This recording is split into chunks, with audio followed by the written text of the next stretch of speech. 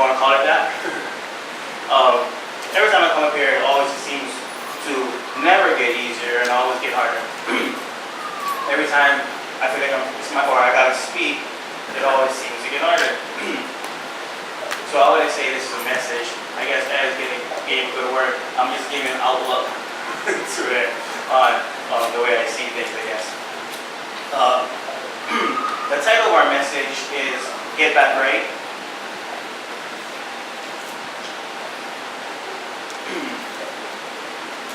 Sorry.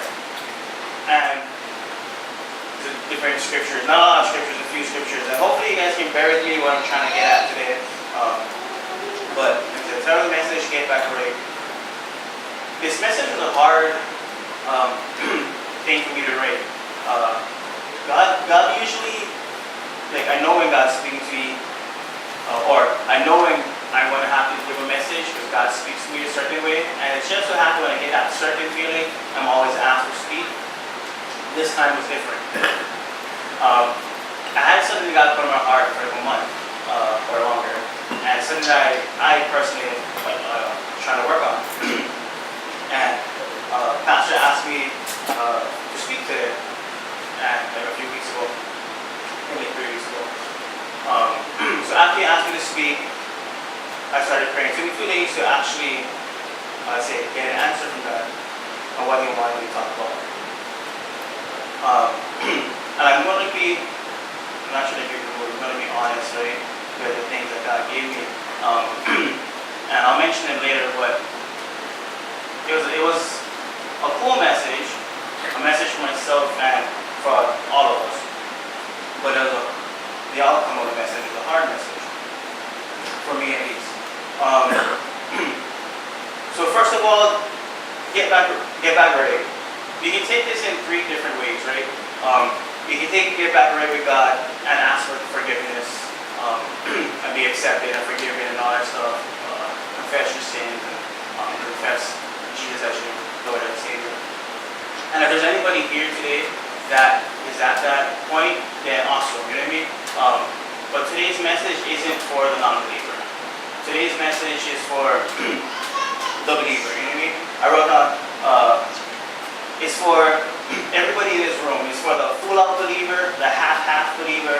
It's for the only during Christmas and Easter believer. It's for the running believer, the walking believer, the sitting believer, and the talking believer. Okay? Anybody in this room, this message is for you. This message is for me. Anybody who calls himself a believer in Christ. So I gotta make sure. The hardest part of me giving messages isn't necessarily the topic, it's putting it together. I always share my wife that, oh man, I think I should go and take some classes on writing and speaking and all that stuff. It's not something I'm good at, but I always try to push myself to be better. But yeah, so it is a bit bear with me, and where my notes may be. There's a few things that God put on my heart when Pastor told me about the message. There was a few things that popped in my head. I was driving in my car, heading home from work, and I was praying that the Lord show me something of what he wanted me to talk about, because I knew that what he was throwing in my heart wasn't necessarily what he wanted me to talk about. And this is what he gave me. The first thing he gave me,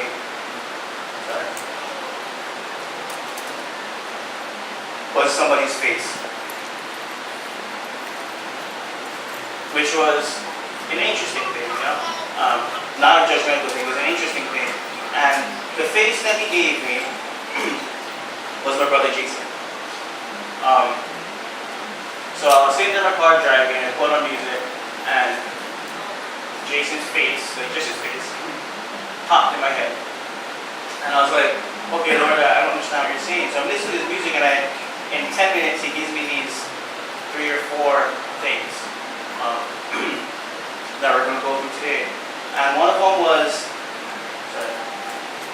everybody ever seen the timeline, what do you do, right? there's a timeline, right? This is the size of your eternity, right? In this time frame, you have a little time frame like this, and they say that's your life here. Most messages, when we hear the basic of it, talks about getting your life right with God. Now your time frame here is so small. Excuse me. Your time frame here is so small. Your window is in. To get it right in the sense of whether you go to heaven or hell for the rest of eternity, right? That's like the basic gist what that is. Today is not about that. Like I said, it's not for the non-believers, for us believers. The first thing that God put in my heart was time is short. Sorry. Let me find a scripture, sorry. A lot of these, because I didn't get to write it down or look at it, I'm going to give you a paraphrase. So please go and grab those scriptures and take it for yourself.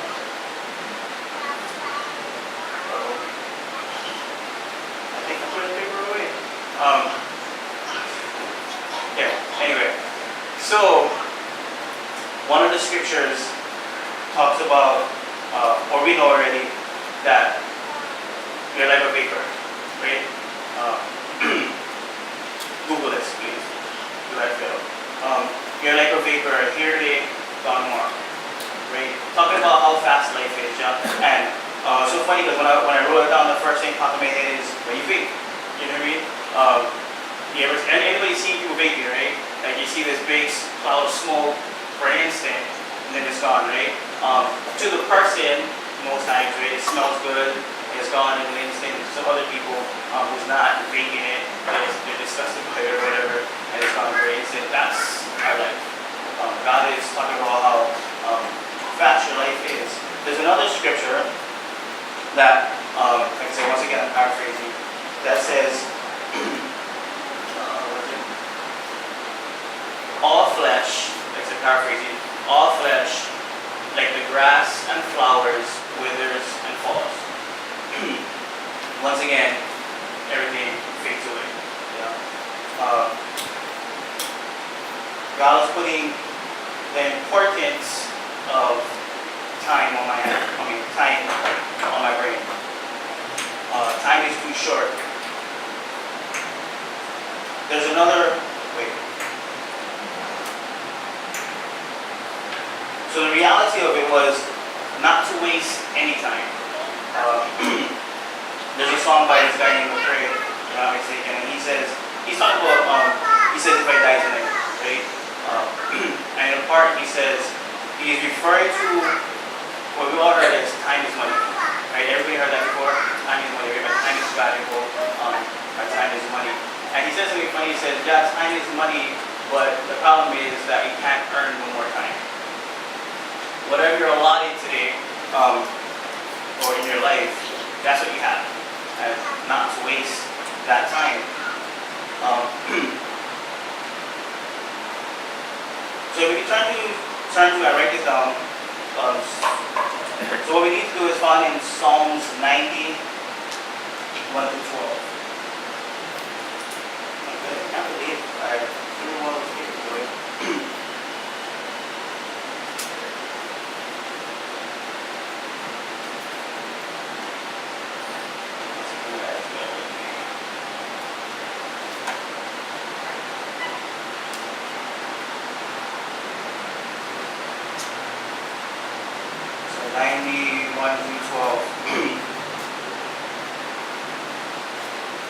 Lord, you have been our dwelling place throughout all generations. Before the mountains were born, or you brought forth the whole world, from everlasting to everlasting, you are God. You turn people back to dust, saying, return to dust, you mortals. 1,000 years in your sight are like a day that has just gone by, or like a watch in the night. Yet you sweep people away in the sleep of death. They are like the new grass of the morning. In the morning it springs up new, but by evening it is dry and withered.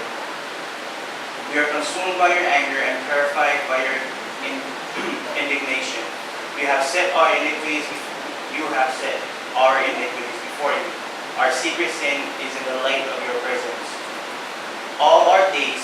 away under your wrath.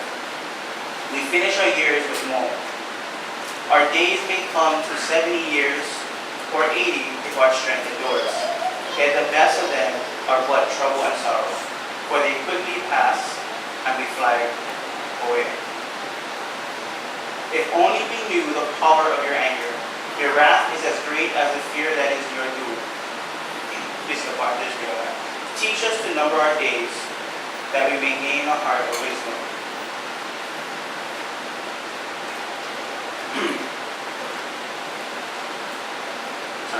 So our first point, like I said, is to realize that time is short, that time is fleeting, and we're only given so much time.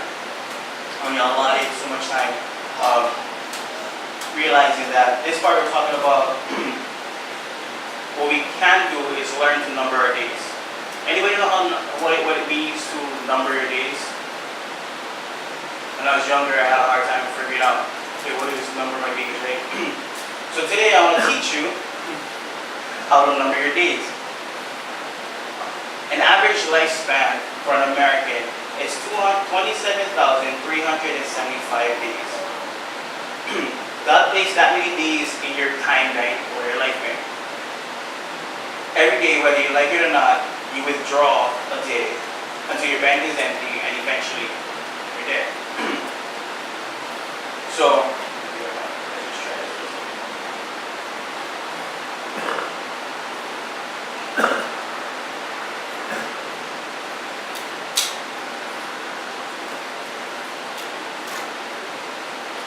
learn to number your days. Let's do this. Mr. Paul, how old are you?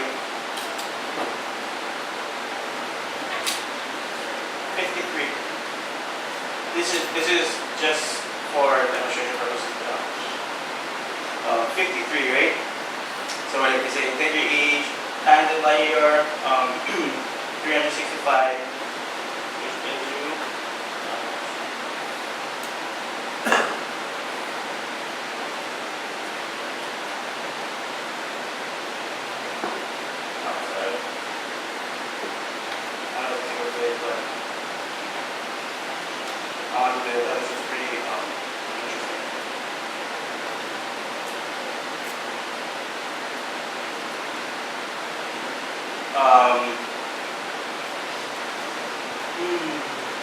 Kenton, how old are you? 20.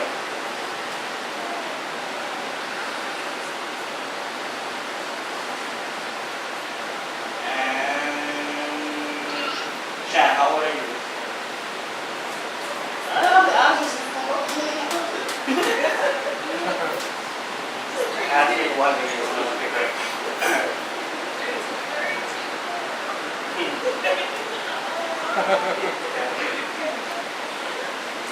This is a literal term, right, for numbering your days. So, Mr. Paul has 27,375 days as an average American. His life so far has spent about, well, he has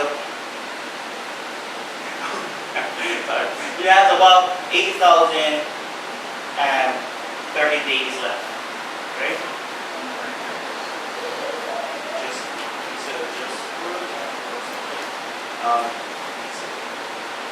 Kenton has 20,075 days left.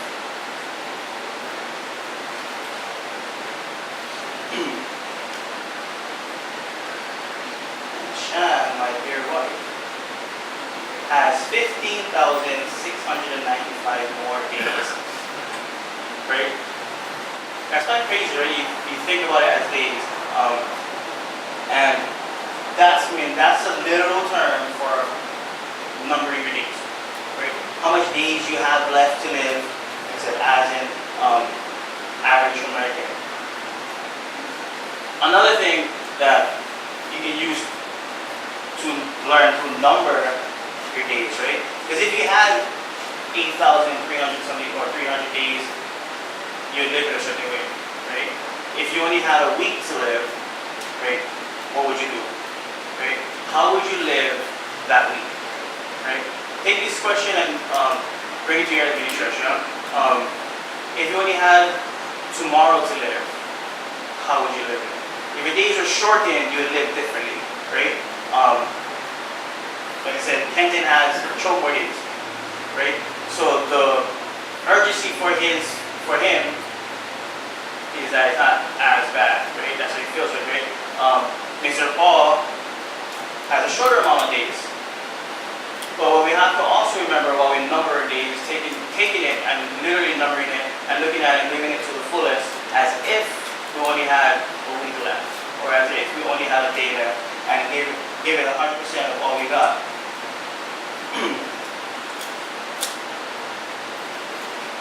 So just so you know, maybe you just learn how to number your days.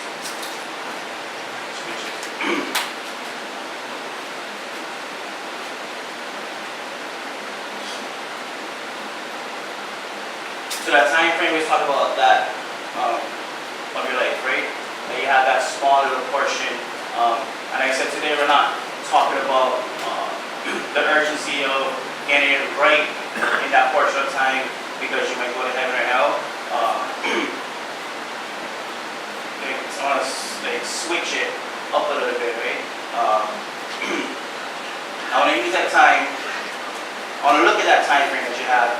Not in the sense of this is what you have to get it right, whether you go heaven or hell, but this is the time period that you have to get it right in the fact of what they're twisting it is your relationship with God. Get that right with God. Right? You have a time frame that you're allotted that minus is that's taken away every single day, and that's if you're healthy, right? That's if you don't do all these other things that draw away life from your bank. But taking that time frame and using it to build your relationship with God. The other part that God told me that I was cracking up on it because the last message, and I think it's if I talk about this message right, it links a lot into what Pastor talked about last week. In certain points, not necessarily talking about good deeds and stuff like that, but there's other things that he's talking about that will lead into that whole thing. But what I'm saying is I was cracking up because when God said this to me, it was like Pastor said, "Oh, someone getting slapped today," right? He said last week, and God told me this. He says that, like I said, I got Jason's face that popped up when I was driving home. I had time is short when I was driving home. I got my message that said, get back right when I was driving home.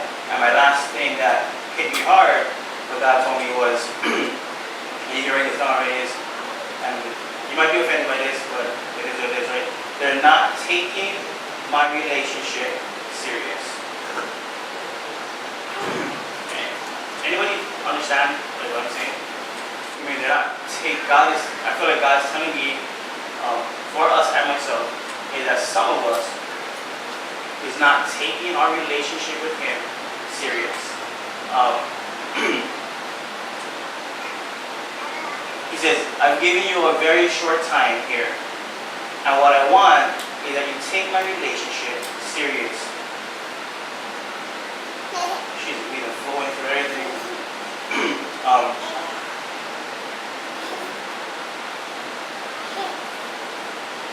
So what do you mean by taking my relationship serious? I sat down for a second and when I got home, when I shut up, figure out what does he really mean here? What is he saying to me at least, about taking this relationship with him serious?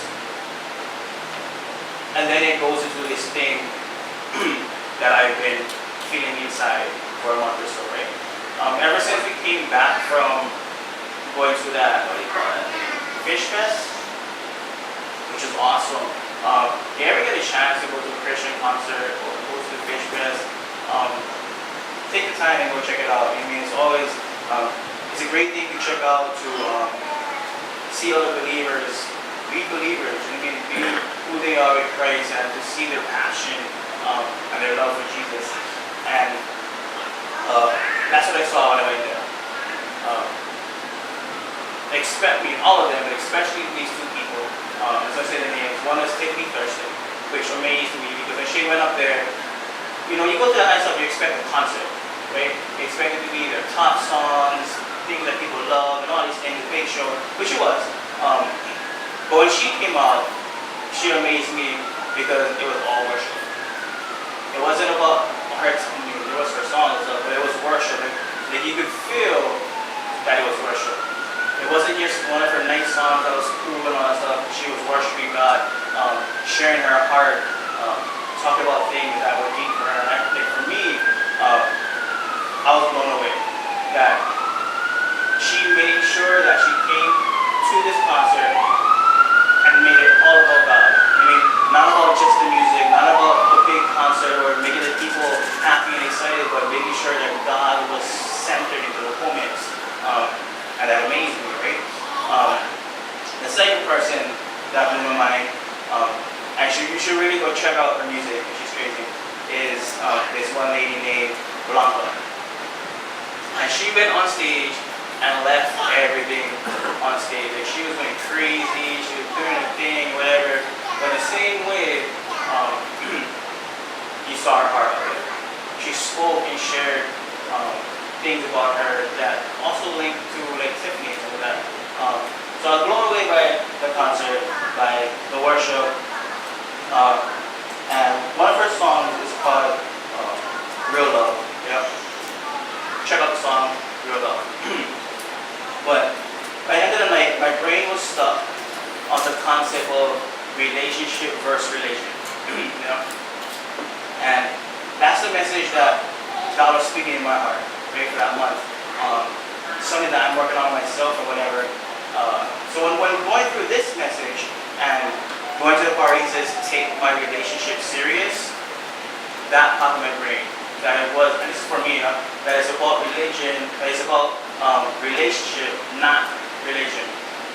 Because for me, especially when I first came to God, as I got older and I started evaluating stuff in my walk, sometimes it felt like it was about religion. You know what I mean? Like where I'm supposed to be headed, what people see, what they say, what they think, where I'm supposed to be at. You know what I mean? And that's what things was. And as I got older with God, things changed, right?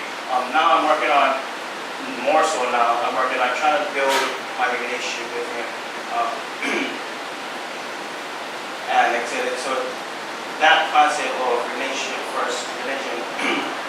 So I just wanted to talk about relationship very quickly. And when I was thinking about this, the three people popped in my brain, or three believers popped in my brain, people in the Bible, sorry. And I thought it was only fitting to use people who were literally next to Jesus, right?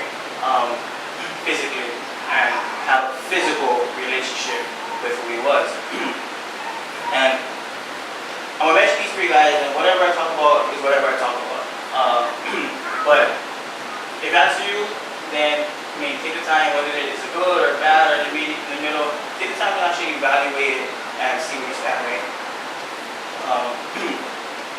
The first person that I want to talk about, which will be very, very, very quickly, is Judas. We all know Judas, right? So Judas, I sat there and thought about Judas, and I was like, you know what, Judas should have had a relationship with Jesus, right? He figured he walked with Jesus, talked with Jesus, ate with Jesus, saw all the work, saw all the conversation, did all these things. He was in the midst of Jesus and His doings. So you would have figured that Judas would have had a relationship with Jesus. But on Luke 22, 47 to 48, right? Let me see this. It says, while he was still speaking, a crowd came up, and a man who was called Judas, one of the 12, was leading them. He approached Jesus to kiss him, but Jesus asked him, Judas, are you betraying the Son of Man with a kiss? I mean, my question, right, was, so was there really a relationship, right? I'm pretty sure that people can argue about it. Scholars and non-scholars, everybody has their angles and what they think, whatever. Me personally, how I see it is maybe not, right? To spend that much time with somebody so great, day in and day out, and we know it's not like he's seen him for a few hours and went home. He lived with him, right? With them, and yet he has the audacity to kiss him in the form of betrayal, right? So, relationship with Jesus, I believe Judas had that. The next person I want to talk about was Peter. And I love Peter. Peter's crazy, right? Peter's one of those, I think, out of the three big names, if I'm not mistaken, of who is close to God, or Jesus, right? And Peter is awesome. But Peter was a player in the beginning, right? You read about Peter, and this is my view when I read about Peter. Yeah? I didn't want to go and do this whole searching and Googling and finding other people's perspectives on what they read and different translations from different Bibles and all that other stuff. I didn't want to do that. I just wanted to read what I read and see what God said to me. When I read about Peter, like I said, I love Peter, but Peter in the beginning, he was super zealous, right, for God. He was always on fire for God. But at the same time, when I read about Peter, I always feel like Peter was about self sometimes, right? That's how I see it, right? He was always maybe overzealous or too much of a hothead or whatever it was, where you look at stuff like when Jesus is walking on the water, right? And he calls him to come, and Peter is always the first, right? He's always like let me go, or I'll do this, right? Or he's the guy, not mistaken, Peter's the one who cuts the guy's ear when they go and capture Jesus, right? And Jesus scolds him. Peter's always someone who, for me, always in the forefront, always having to be seen, having to be heard at this point in his walk, in his relationship with God. And so when I see Peter, it's always about himself. There's a lot of times where we do that, right? In our relationship with God. Whether we realize it or not, we do things for self, right? Whenever the word I or me is involved in a sentence that has to do with God, then it's most likely to have to do with self, right? I don't want to do this, right? Speaking for someone, I don't want to do this. I means I don't want. It's myself, right? Speaking for myself, like as a kid, we had our great grandfather's funeral, and he was one of the people as a kid because of the stories that was told about him. I don't really know him. We've seen him a few times in our life, but I never got to sit down and really have conversations with him and find out who he really was.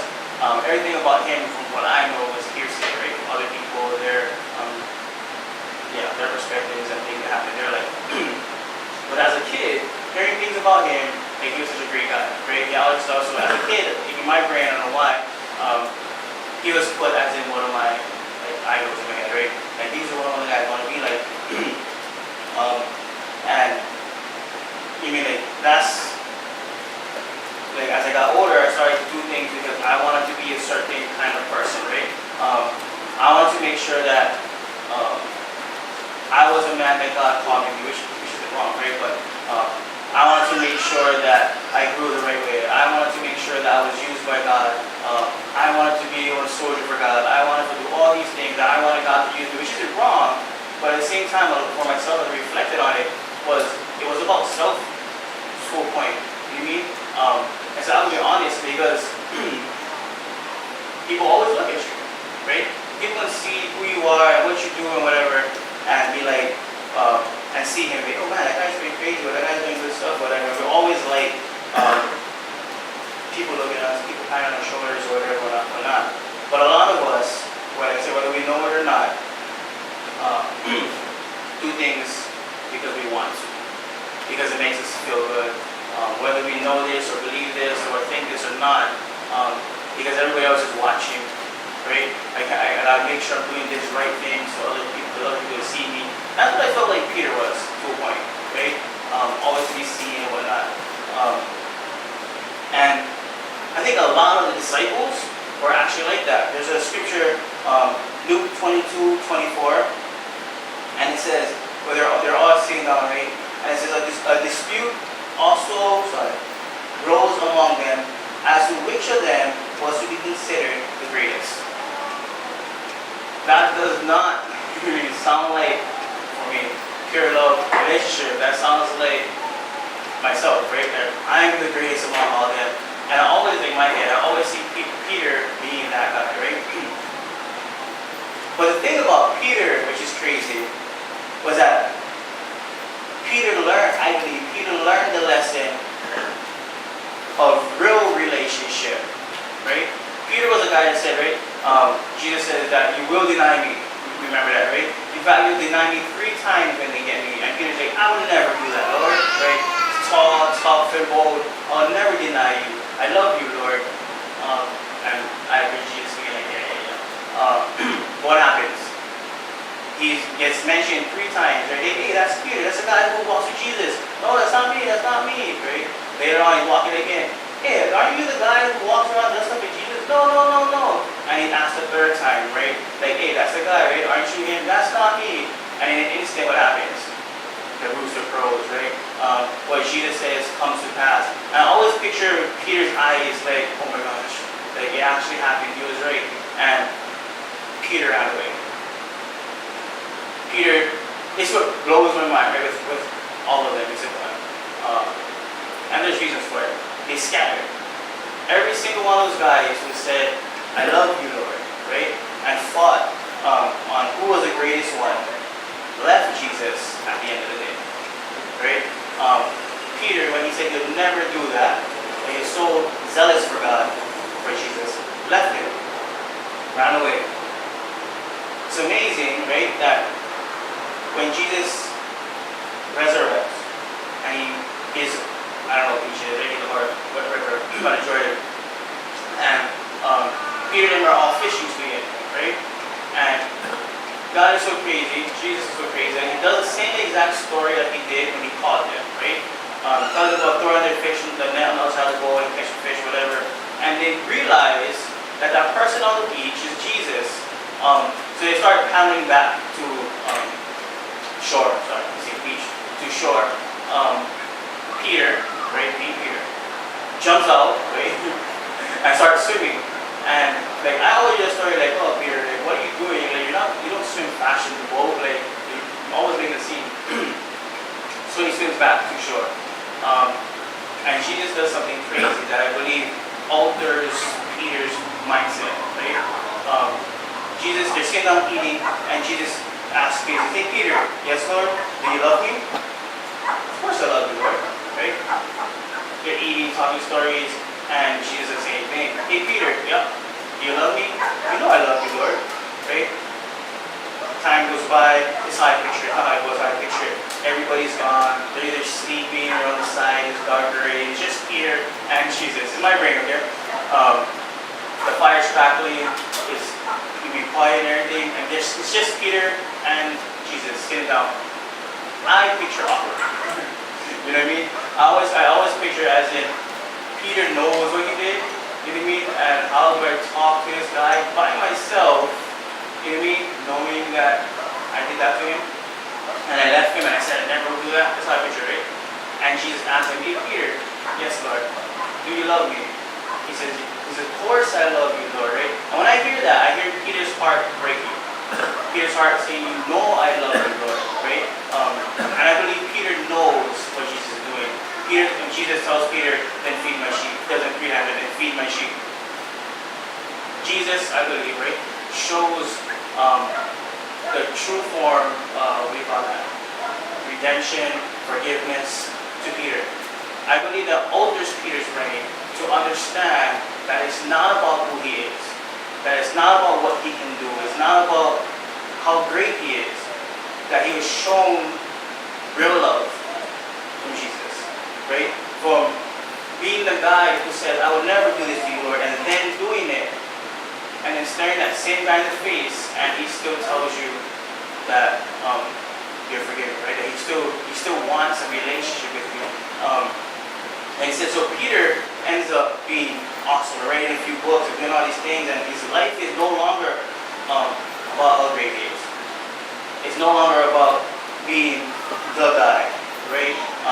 It's all about love, right? It's all about who Jesus is and sharing that with his fellow people. Another person that I like to look at this relationship was John. John, like, amazed me in my own way, right? John was also known as, in his book, as the disciple whom Jesus loved. If I'm not mistaken, that's how you say it, right? So you take it at face value.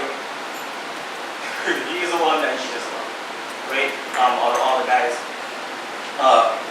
And if you read a few things about John, that's kind of crazy. But the thing about John, that he was just like Peter. That John was zealous as well. John was a hothead. If you look at Luke 9, 52 to 54, you'll see something that's pretty crazy. What I thought was cool about John is John had one of his brothers was an apostle. Anybody know who the brother was? You can shout it out if you know it.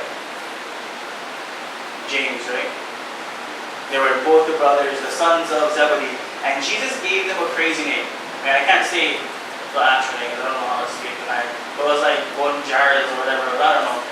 But it basically meant sons of thunder. Yeah?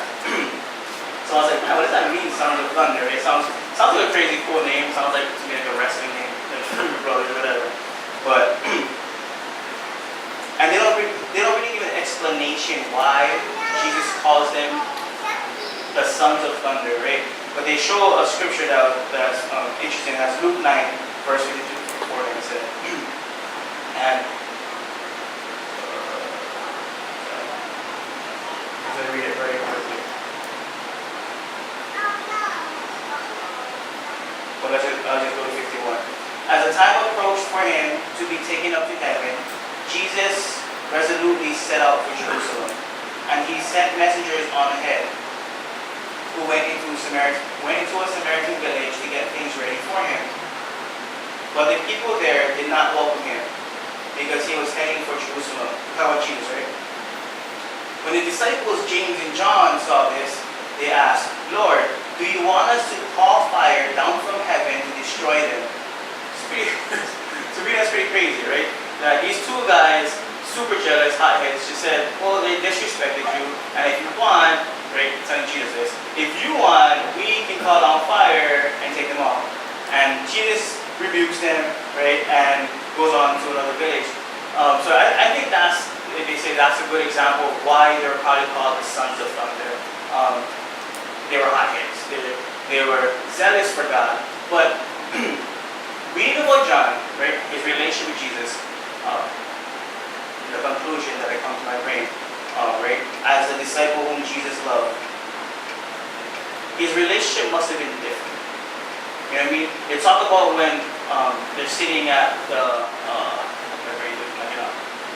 at the Last Supper or whatever, and they're asking all these questions, and Jesus is telling what's happening. He's the one who actually leans his head upon Jesus' chest, right?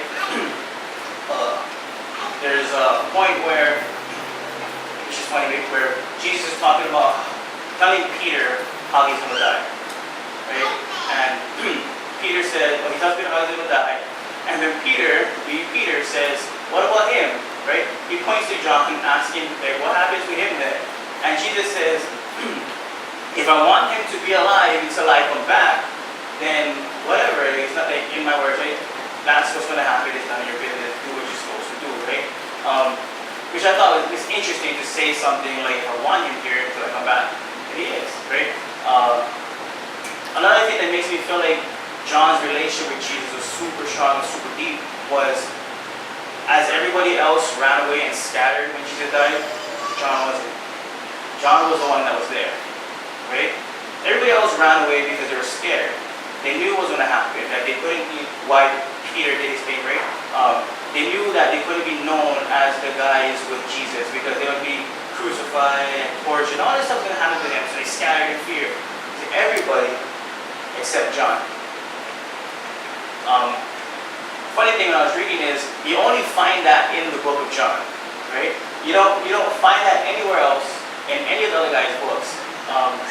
So I was tripping out, like, oh, did John just make up his own stuff and make himself sound good, right? First he calls himself the disciple whom Jesus loved, and now he's the only one that stands there. And I was reading this one guy's point that made sense. He said, if I'm not mistaken, I might have things wrong. Mark is a book that most people feed off of. But what happens is that because Matthew and Luke is fed off of Mark, right? So what this guy was talking about was the book of John might be the truer form of what happened in that sense, because John was the only one there, right? Of course, his perspective was Mark is not going to know what happened to Jesus, and with John and all these things were said because he wasn't there, right? Matthew and Luke don't know nothing, so then they're copying Mark anyway, right? So it's just interesting to know that. But anyways, he's the only one who's there, the only one who stays back. For me, if there's anything else but love or dedication to somebody, is that, right? Knowing that you will be taken away. Seeing bad one happen and you refuse to leave. And John amazed me that way, right? For me, that showed a relationship. That showed something deeper than what Judas had, right? Something that I believe Peter learned later, right? Still learned, but learned later. And then another thing that I thought was crazy was that he says to John and to his mother, right? It might be the wrong words, right? He says, "Mother, behold your son," right? And son, your mother. When I look at that, I picture if I'm going to die, and I know I'm going to die, and I'm going to ask somebody to please watch over my family. I'm not going to ask anybody to watch over my family, right? I'm not going to go and be like, going to a guy on the street, hey, make sure my wife and my kids taken care of, right? I'll go to the person or the people that I have a real, true relationship with, and I know but loves me as much as my family, and will take care of my family. So for me, for Jesus telling John and his mom, behold each other, that's what I felt was a relationship thing. And I said, I just was blown away by who John was and the things he did. And like I said, all this is nothing.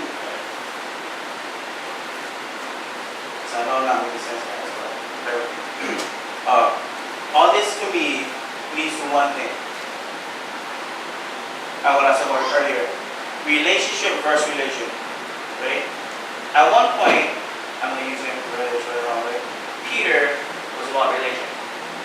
How to do things right, what is the right way to say it, how to live life, because this is what the book said, right? This is what they said you're supposed to do, this is what you're going to follow.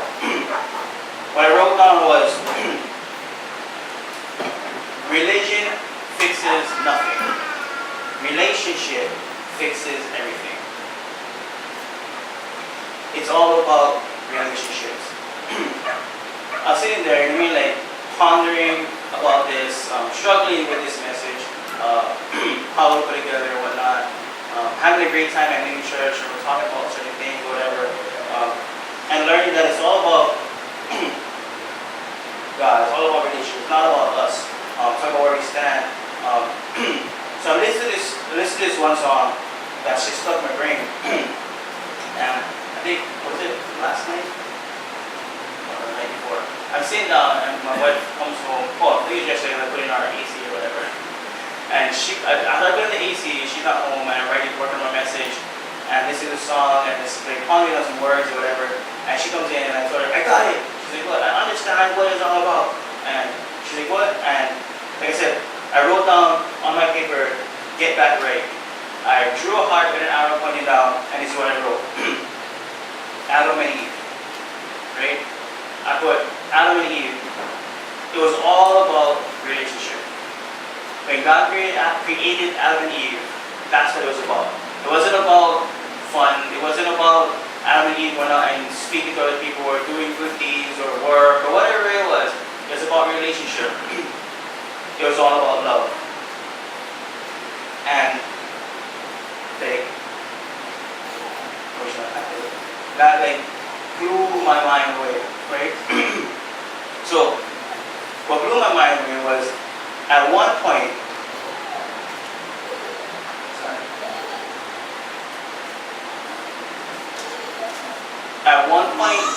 in life, or let's say, I don't know what it was, but the world we live in is wrong, right? There's nothing right, I guess you say, about the world we live in. The world was right when God first made it. Everything was right when He made Adam and Eve. Even though they didn't listen, right? And they ate the fruit, and all this stuff happened and made everything wrong. It wasn't because their relationship was bad with God. It's they were lied to. They were tricked and deceived by Satan, right? And did something they wasn't supposed to do. But the relationship with God was a back and forth of love. That's what it was. That's when things were right. And I thought it was crazy because get back right. Get back to a place in your walk where it's not about who you are, where it's not about the things you gotta do or the things you wanna do, but it's all about your relationship with God. It's all about love. Right? Pastor mentioned that in his last message about love, right? And all this stuff. Relationship equal love. Right? John had a relationship with Jesus and vice versa. And John didn't leave his side because John loved him. You know what I mean? It's the importance of that. Matthew 22:34-40. Jesus gives two commands. I'm not going to read it. Anybody know the two commands that I'm talking about? What is it?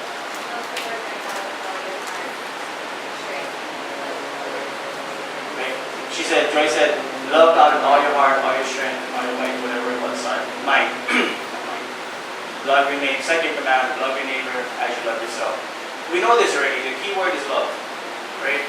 As I said, relationship is equivalent to love. Right? When you have a real relationship, right? Not a Judas relationship, not a back and forth, more about me than you, Peter relationship in the beginning, right? But about a real John-like, right, relationship where it was love, then relationship / love fixes everything, right? If I love God with all my heart, all my might, all my mind, all myself, then everything will be right. I will do things right. If I love my neighbor just as I love myself, then I cannot treat him wrong. I treat him right. We all know this, right? And that's what we talk about in church. That's what the pastor always says, kids, right? Keep it simple, stupid, right? That's the simplicity of what God is. That it's just about relationship and love. Jesus didn't give 10 commandments, right? He gave us 2 commandments that fixed everything. I'm not going to I'll abide by those 10 commandments if I love, right? If I do things right. I really hope you guys are getting the same minutes, because for me, this is crazy. At the end of tonight, I want to do something where I want to invite you guys to a journey that I'm taking.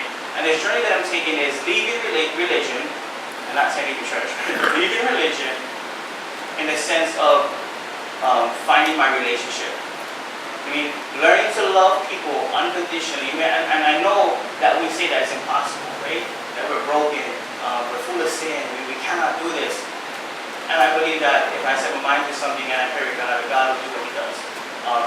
I'll shoot. There's a song by Eminem, God, right? That my brain says, if you shoot for the stars, my brain says this, you'll at least land on the moon, right?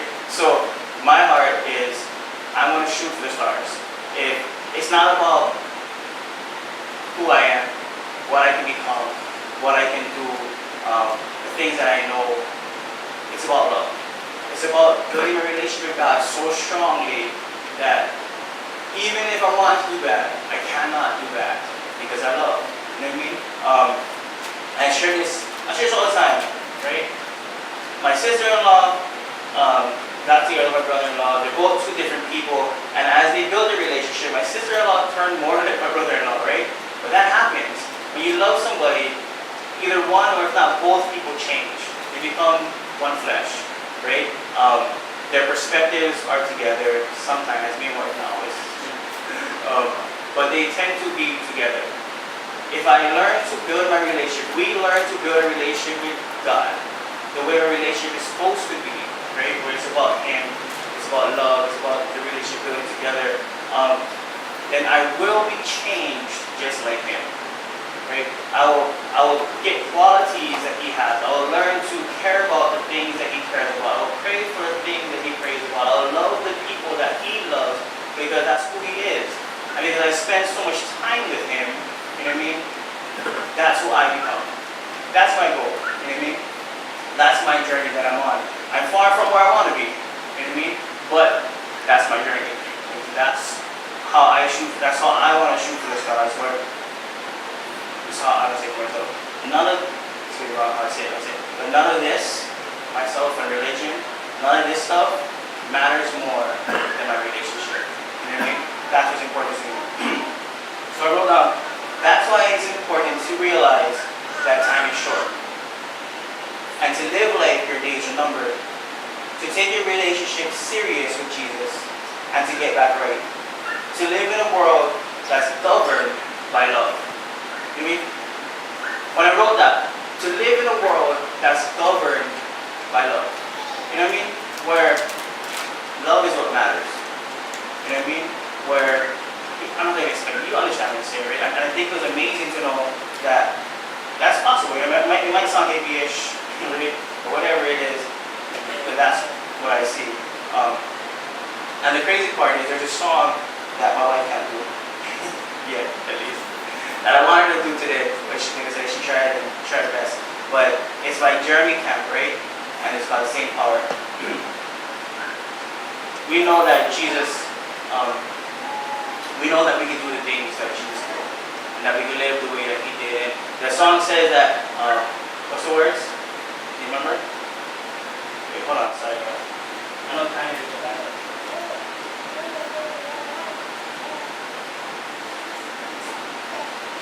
It says, right, the same power that rose Jesus from the grave, the same power that commands the dead to wait, lives in us. The same power that moves mountains when He speaks, the same power that can calm a raging sea, lives in us. He lives in us. Greater is He that is living in me. He's conquered our enemy. No power of darkness, no weapon prevails. We stand here in victory. Sorry. And it goes on and on, right? That's the power that took Jesus to the grave, the power that moved mountains, stood us up. That same power lives in us, right? I believe the way we access that is the same way with the relationship. That when we're connected to Him, the way that relationship is, right? When we get back right, right? And it's funny because get back right, not get right, get back right. A lot of times we can fade away from right. A lot of times it becomes I, right? Or we go left instead of right. Get back right. That's for you, right? And it's how I read it, what I read today. And get back right. Get back to your relationship. That's what matters because I want to be able to change the world I live in. I want to be able to love people unconditionally. I want to be able to heal people. I want to be able to speak to people and do all. I want to do all these great things. But I can't do that by myself. I can't do that on my own will, on my own power. That's God's power. That's Jesus' power.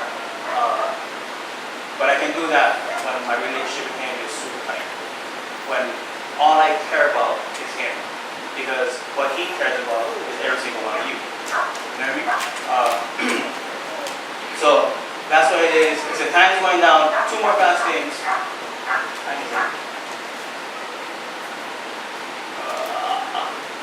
I want to share a song with you guys. You probably heard it already. And when I was writing this message, when this guy talks in the song, or I was writing the message, I remember what this guy talked about in this song. I want to play it. If you want to go check out stuff, it's called Proof of Your Love by Gay Country. scripture.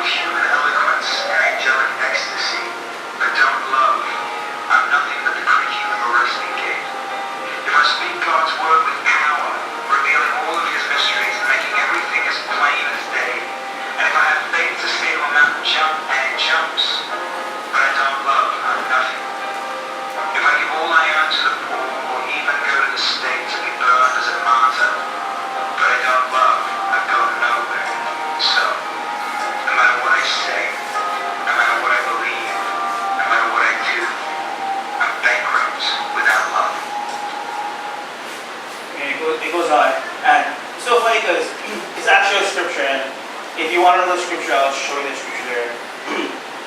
But I don't know if you heard that. I really hope you heard that. But he basically says, I can speak with angelic dialect, right? I can have all these fancy words and not love and mean nothing, right?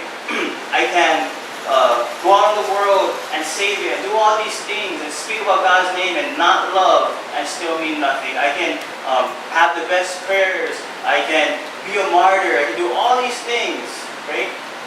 And not love, and it means nothing.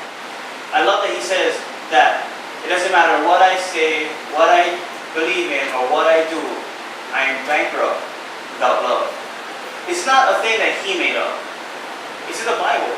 They write it that it doesn't matter what you do here. It doesn't matter what I do. It doesn't matter how great we become and how much lives that we save, how much people we heal, whatever it might be, it doesn't matter if there is no love. If there is no love, my words, it doesn't count. You know what I mean? Like he said, the part he said, I can speak in all this fancy stuff and not have love and just be the sound of a creaking gate. I encourage everybody here to build your relationship with God. You know what I mean? Don't get caught up on religion. Don't get caught up on the formula, right? The formula is relationship. Learn to love God, right? Do I know how to do that? I'm learning, right? What I do know is I'm going to number my days, right? I'm going to number my days. I'm going to take my relationship serious. And I'm going to remember that my time here very short. There's something crazy I want to share and we're done. Last week, Pastor shared James 2:19, which just blew my brain, right? Only because when I was writing this message, I read this certain scripture, Revelation 12:12, and James 2:19 popped in my head. So when Pastor read it, I was like, oh my gosh, I know I'm on the right track, but I feel like I'm on the right track. I'm gonna see if anybody remembers this. James 2:19, he says, good for you. Anybody remember Pastor saying that? Yeah? He says, good for you that you have all this, right? He says, you believe that there is one God. Good for you. Even the demons believe that and shudder. Right? So when we read that, we were blown away by the fact, like, it doesn't matter just because you believe, right? Even the demons believe, right? It blows your perspective a little bit, right? This blows my perspective. I hope it blows your perspective and it puts you into this perspective that time is short. Relationship needs to be taken serious with God. And learn to number your days will let you know that you need to hurry up. You don't have forever. You know what I mean? Tomorrow's not promised. The end of this message is a promise. I'm not even promised to finish this sentence. You know what I mean? Get it right now. Get back right now. Revelation 12:12 says this.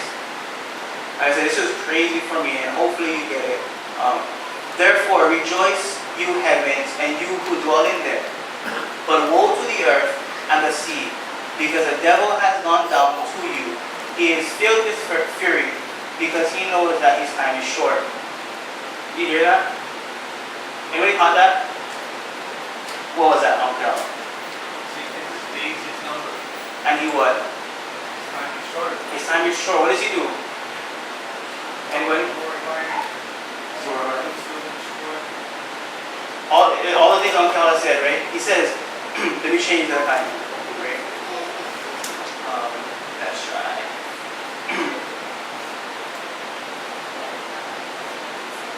That's not that one. Maybe I'll just say it. There was another version that had another word. I don't think I have that one version.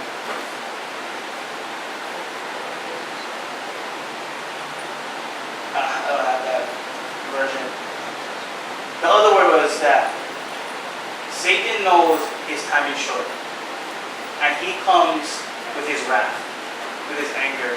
What that blows my mind is that Satan knows, like how we should know, that time is short. Satan says that when I'm here, I'm getting stuff done. Right? And when is this stuff to get done? You're a roaring lion to attack God's people, to rip them apart, to keep them far away from God as possible, right? It blows my mind that even Satan knows his time is short. And even Satan knows that because it's short, every single second is valuable. Every single moment that he has, chance and opportunity he will be at your front door. You know what I mean? He knows how to live like that.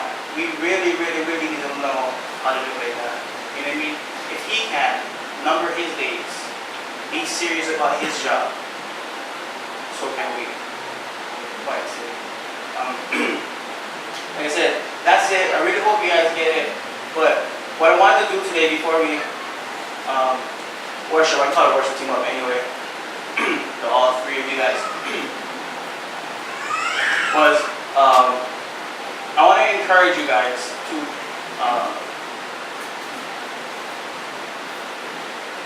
stand up, and so I can pray for you to join me in the journey of making our life based off the relationship with God. Like I want you, like I said, now my life, I want to be full-blown searching and finding my relationship with Jesus, and building just that, and not being concerned about who I am, where I stand, how people think and look about me. I just want to love him unconditionally, so I can love the world the same way he loves the world. And if that's you today, you know what I mean? Like, I just want you guys to, we go up our heads, and those of you who want to join me on that journey, and I pray for you guys, just stand up so I can see you, and that's